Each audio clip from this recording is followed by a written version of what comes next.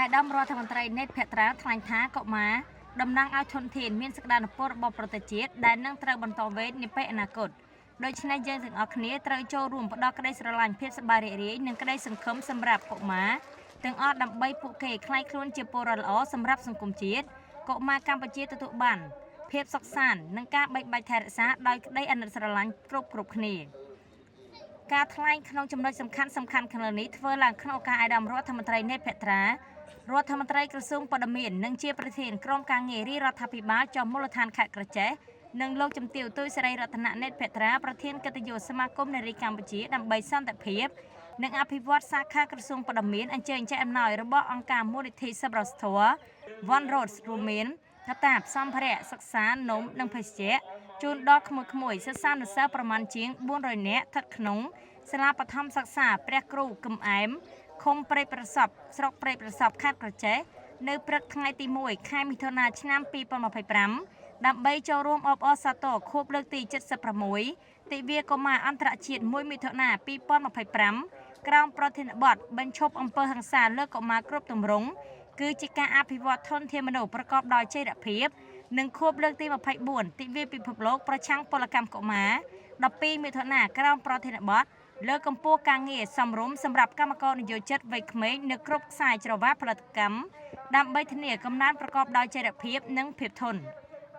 ពិធីនេះក៏មានការអញ្ជើញចូលរួមពីអាដាមវ៉ាថតអភិបាលនៃគណៈអភិបាលខេត្តក្រចេះនិងលោក Kevin Leon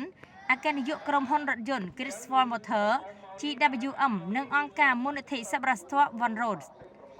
អាដាមរដ្ឋមន្ត្រីណេតភក្ត្រាបានគូបញ្ជាក់ថារដ្ឋាភិបាលកម្ពុជាក្រោមការដឹកនាំរបស់សម្ដេចធិបតីនាយករដ្ឋមន្ត្រីហ៊ុនម៉ាណែតបានអនុវត្តយ៉ាងពេញលេញនិងមានចក្ខុវិស័យវែងឆ្ងាយ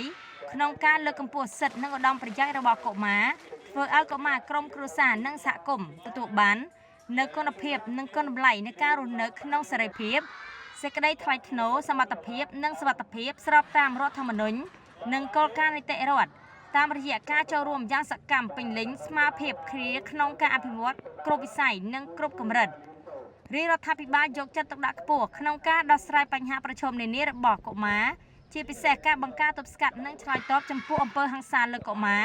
ពលកម្មកុមារសុវត្ថិភាពកុមារតាមប្រព័ន្ធអនឡាញ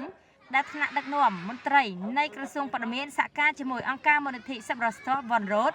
នាំយកអំណោយជាសម្ភារៈសិក្សាមកចែកជូនដល់ក្មួយសិស្សានុសិស្សនេះឱកាសទិវាកុមារអន្តរជាតិ1មិថុនាគឺចង់ឃើញនៅស្នាមញញឹមរបស់កុមារាកុមារីដែលជាស្នាមញញឹមរបស់មាតាបិតានិងថ្នាក់ដឹកនាំគ្រប់លំដាប់ថ្នាក់អាដាមរដ្ឋមន្ត្រីបានជូនពរកូនក្មួយកុមារាកុមារីទាំងអស់ទទួលបាននូវសុខភាពល្អប្រាជ្ញាឈ្លាសវៃដើម្បីคลายខ្លួនជាទំពាំងស្នូលរិស័យរបស់ប្រទេសជាតិលោក Kevin Leon បានជម្រាបជូនថាក្នុងរយៈពេល3ឆ្នាំកន្លងមកនេះអង្គការមូលនិធិ One Road តែងតែប្រកាន់ភ្ជាប់នៅគោលការណ៍មួយគឺធ្វើអំពើល្អជារៀងរាល់ខែដោយអនុវត្តសកម្មភាពសប្បុរសធម៌មួយនេះគ្រប់បណ្ដាខេត្តនៅក្នុងប្រទេសកម្ពុជាមកដល់ពេលនេះអង្គការ One Road បានឧបត្ថម្ភកាតាបសិស្សចំនួនជាង 15,000 កាតាបតកប៉េងប៉ុងចំនួន82តារាងបាល់ទាត់ចំនួន45និងបាល់ទាត់បាល់ទះជាច្រើនប្រភេទទៀតសម្ភារៈទាំងនេះអាចធ្វើឲ្យកុមារមានសម្ភារៈសិក្សាថ្មីដើម្បីចាប់ផ្ដើមដំណើរចំណេះដឹងរបស់ពួកគេនិងជួយអភិវឌ្ឍកីឡានៅក្នុងសាលារៀនបន្ថែមពីនេះអង្គការ One Road ក៏បានជួយឧបត្ថម្ភអណ្ដូងទឹកចំនួន39អណ្ដូងនិងដំឡើងអំពូលភ្លើងសូឡាចំនួន80ដាបដល់សាលារៀនផងដែរដើម្បីជួយសម្រួលដល់ការរស់នៅរបស់ប្រជាជនប្រចាំថ្ងៃសម្រាប់អំណោយដែលត្រូវចែកដល់សិស្សានុសិស្សសាលាបឋមសិក្សាព្រះគ្រូកឹមអែមឃុំព្រែកប្រសពស្រុកព្រែកប្រសពខេត្តក្រចេះនេះឱកាសនេះរួមកាតាបមួយដបដាក់ទឹកមួយព្រមទាំងនំនិងសម្ភារៈសិក្សាជាច្រើនមុខទៀតជាមួយនេះក៏បានផ្ដល់ជូនបាល់ទាត់និងអាវកីឡា300កំភ្លែតផងដែរការប្រារព្ធទិវាកុមារអន្តរជាតិនេះឡើងគឺដើម្បីរំលឹកដល់ការអនុវត្តសិទ្ធិជាមូលដ្ឋានរបស់កុមារនិងបង្ហាញពីការយកចិត្តទុកដាក់របស់រដ្ឋាភិបាលក្នុងការដោះស្រាយបញ្ហាប្រឈមនានារបស់កុមារជាពិសេសការបង្ការទប់ស្កាត់និងឆ្លើយតបចំពោះអំពើហិង្សាលើកុមារពលកម្មកុមារសុវត្ថិភាពកុមារតាមប្រព័ន្ធអនឡាញដោយជួយគ្រប់គ្រងដល់កុមាររងគ្រោះនិងងាយរងគ្រោះពីហានិភ័យការគំរាមកំហែងការកេងប្រវ័ញ្ចនិងការរំលោភបំពាននានា